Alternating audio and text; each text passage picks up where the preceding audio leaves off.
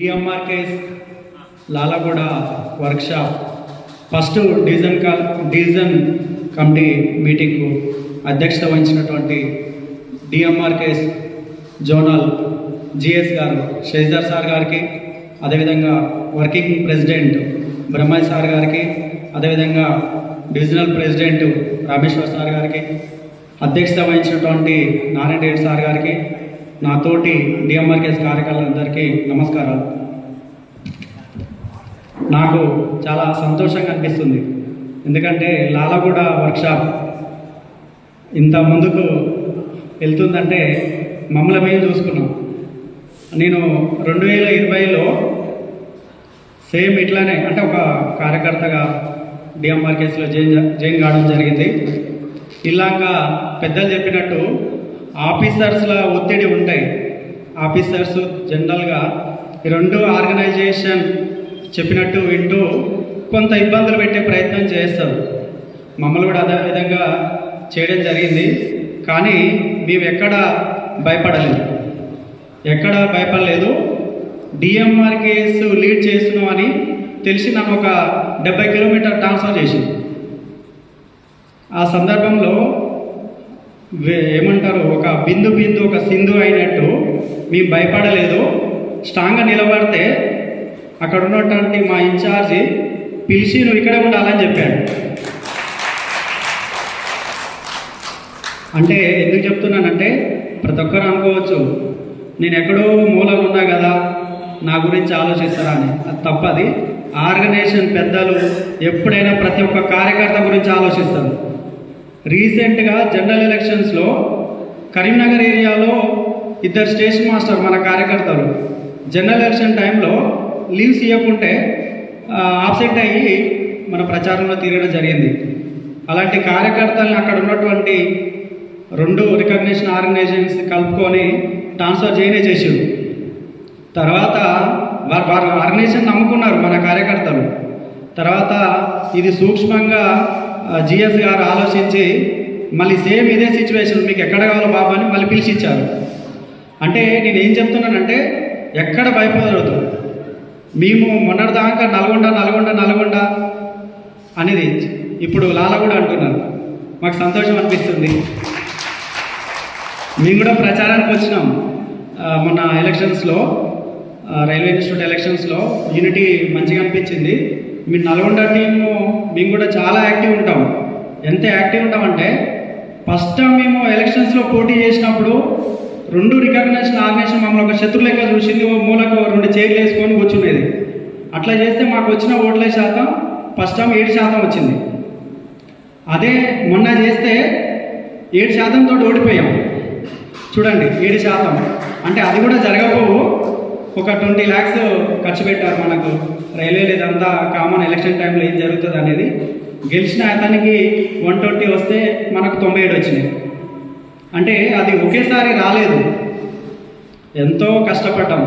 General ఎలక్షన్స్లో Nalgonda team మాకేం చెప్పినా చేస్తాం, జోనల్ కానీ డివిజన్ కానీ, ఇంకా మాకు అంతేగా. మేము ఫలితం గురించి ఆలోచించలేదు. ఎంతంటే నంద్యాలలో మనకు డిసెంబర్ ఎలక్షన్ జరుగుతుంటే బాగా చలికాలం. మేము ఒక 15 రోజులు సెలవు పెట్టి నంద్యాల, మార్కాపురం, రేపల్లి ఇక్కడ మొత్తం ప్రచారం నల్గొండ టీమే. డివిజన్ అంటే గుంటూరు డివిజన్లో నల్గొండ టీమే 15 రోజులు మొత్తం తిరిగాము. అప్పుడు ఇక్కడ ఉన్నటువంటి జోనల్ పెద్దలు BMS దాకా వెళ్ళింది. ఇంత యాక్టివ్ ఉన్నారు అనేసి మా డిమాండ్లు ఇలాక మన సంఘటన మంత్రి రామజీ గారు చెప్పినట్టు 10% ద్వారానే మీరున్నారు, మీ వల్లనే పనులు అవుతాయి. ఖచ్చితంగా అవుతాయి. మా కాడ చిన్న ఉదాహరణ చెప్తా. పగడిపల్లి టు విష్ణుపురం, ఇది అందరికి తెలిసిన విషయమే. రీసెంట్గా ఇది సికింద్రాబాద్ డివిజన్లో కలపాలని మా కాడ ఉన్నటువంటి ఎప్పుడో ఒక ఆకాంక్ష. ఎందుకంటే అంతా ఈ నల్గొండ ప్రాంతం మొత్తం తెలంగాణ కృష్ణానదికి ఉండేది. మా డివిజన్ ఏమో గుంటూరులో ఉంటుంది. నల్గొండ, విష్ణుపురం, పగడిపల్లి నుంచి విష్ణుపురం వరకు ఇల్లు కలిపితే బాగుంటుంది అనేసి. అంటే అక్కడ ఉన్నటువంటి స్థానిక మన ఎంప్లాయీస్ అందరూ 2 రికగ్నిషన్ ఆర్గనైజేషన్ అక్కడ ఉన్నటువంటి మంత్రులను కలిసినా కూడా పని కావాలి. వాళ్ళందరూ ఒకటే సూచించారు, ఈడ DMRKS వాళ్ళు ఉంది, వాళ్ళ కాడికి వచ్చి పని అవుతుంది. అని చెప్పడం జరిగింది. మేము ప్రతిసారి మన జిఎస్ గారికి కానీ మన రామోజీ గారు కానీ ఎవరు వచ్చినా మేము అదే చెప్పేది, పగిడిపల్లి టు విష్ణుపూర్ ఇలా కలపాలనేసి. రీసెంట్గా అది మన వల్లనే ఆల్ ఇండియా పెద్దలు బిఎంఎస్ సురేందర్జీ గారికి మన జిఎస్ గారి కూర్చొని మాట్లాడి చెప్పి కల్పించారు. చాలా సంతోషం. ఇప్పుడు మేము మా కాడున్నటువంటి 600 మంది ఇప్పుడు నమ్మడం కాదు, మా ఇంట్లో కూడా తిరుగుతారు. ఎందుకంటే ఈ 2 ఆర్గనైజేషన్స్ ఎప్పటి నుంచో ఉన్నాయి కానీ ఏం చేయరు వీళ్ళు. నేను 2013లో అపార్ట్మెంటు అప్పటి నుంచి అనుకునేది ఈ 2 ఆర్గనైజేషన్ వాళ్ళు ప్రైవేటైజేషన్, పే కమిషన్ వీటి గురించి ఢిల్లీలో ధర్నా అనేసి ఓన్లీ పేపర్ స్టేట్మెంట్ ఇస్తారు, అంతే. వాళ్ళు చేయరు. ఎందుకంటే అందరికి తెలుసు వాళ్ళ వ్యక్తిగత ప్రయోజనాలు ఉంటాయి. ఆడ మోడీ పోతే ఉట్టిన కూర్చొనియాడు కాబట్టి వాళ్ళ యొక్క వ్యక్తిగత ప్రయోజనాలు లేకపోతే ఇవాళ దాదాపు వాళ్ళ రిటైర్మెంట్ అయ్యి 30 ఏళ్ళు అవుతుంది. మీరు ఆలోచించండి. రీసెంట్గా పక్కన ఉన్నటువంటి ఈస్ట్ కోస్ట్ కూడా ఇంకొక ఆయన జిఎస్ ప్రకటించుకున్నట ఈ ఏజ్లో. అంటే నేను ఏమంటున్నానంటే స్వప్రయోజనం కోసం చూసుకుంటూ కార్మికుల యొక్క ప్రయోజనాలు ఎప్పుడో తుంగలో తొక్కడం జరిగింది. రీసెంట్గా 8th పే కమిషన్ జనవరిలో అనౌన్స్ చేశారు పార్లమెంట్లో, కానీ దానికి మొన్న రీసెంట్గా చైర్మన్ సభ్యులు అనౌన్స్ చేశారు. వాటి మీద ఈ 2 ఆర్గనైజేషన్ పల్లెత్తు మాట కూడా అనలేదు. ఎందుకు అనలేదంటే వాళ్ళ యొక్క ప్రయోజనాలు ఉంటాయి, గవర్నమెంట్ తోటి పెట్టుకునే సిచ్యువేషన్ లేరు.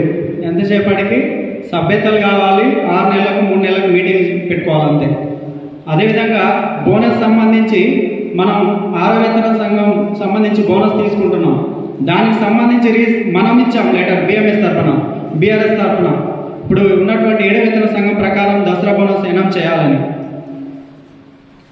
నేను చెప్పేది ఏంటంటే కార్యకర్తలు ఎవరైనా మనకు ఇచ్చినటువంటిని పని చేసుకుంటూ వెళ్ళాలి. వెళ్ళినప్పుడు జోనల్ కానీ డివిజన్ కానీ ఆల్ ఇండియా పెద్దలు కానీ గుర్తిస్తారు.